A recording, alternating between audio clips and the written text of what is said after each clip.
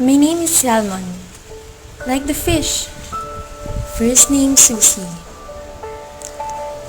I was 14 years old when I was murdered on December 6, 1973.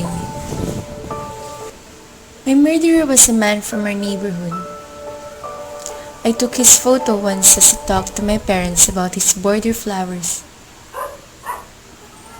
I was aiming for the bushes when he got in the way. He stepped out of nowhere and ruined the shot. He ruined a lot of things. I took a shortcut in the cornfield on my way home when I saw him. Those eyes. Mr. Harvey said it would only take a minute, so I followed him a little farther into the cornfield where fewer stalks were broken off because no one used it as a shortcut.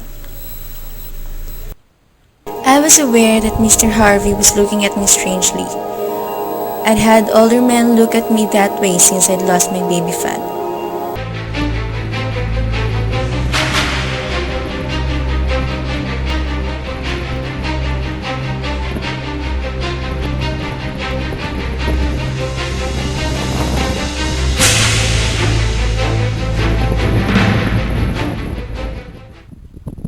Mr. Harvey made me lie still underneath him and listen to the beating of his heart and the beating of mine. How mine skipped like a rabbit and how his thudded a hammer against cloth. Life was leaving me, but I wasn't afraid. Then I remembered there was something I was meant to do, somewhere I was meant to be. I think my hand touched hers. My mother sat in a hard chair by the front of the door with her mouth open, her pale face paler than I had ever seen it. My father was driven into motion. He wanted to know details and to comb the cornfield along with the cops. I still thank God for a small detective named Len Fennerman.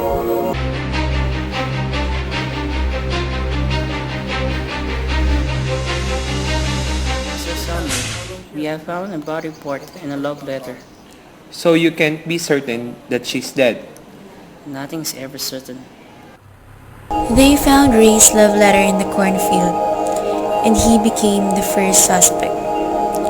I watched my family and knew they knew it was not Racing. The police descended on his house, leaning heavily on him, insinuating things. But Ray had an alibi. A whole host of nations could be called to testify on his behalf. His father, who taught post-colonial history at Penn, had urged his son to represent the teenage experience at a lecture he gave at the International House on the day I died. I'm so sorry, Mr. Salvi, but with the amount of blood we've found and the evidence that we've discussed, we must work with the assumption that we don't bear this picture. But there's no body.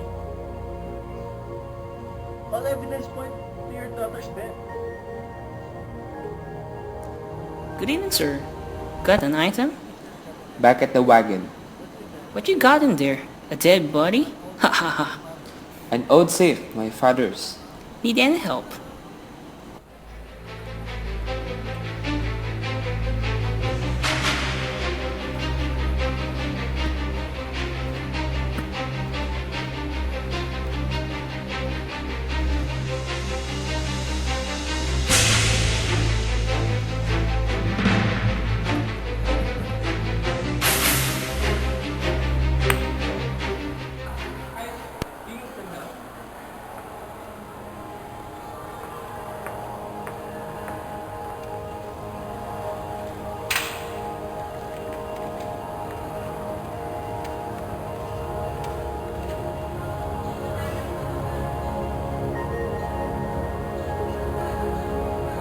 You know something. Did you kill my daughter? Go, Mr. Salvi, I can't help it. You killed my daughter! You killed my daughter! Open the door!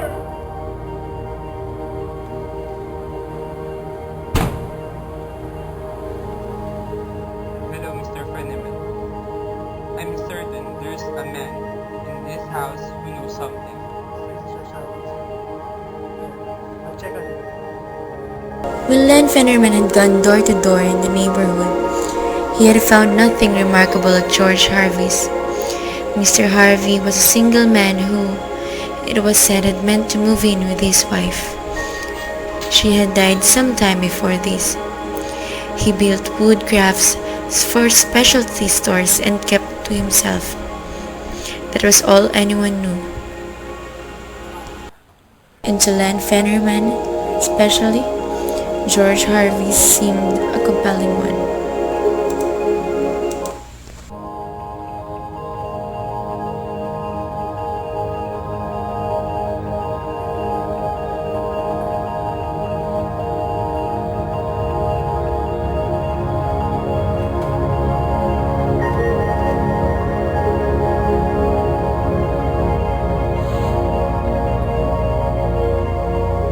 My sister experienced what I never had. I saw Lindsay move towards Samuel Heckler. She kissed him. It was glorious. I was almost alive again.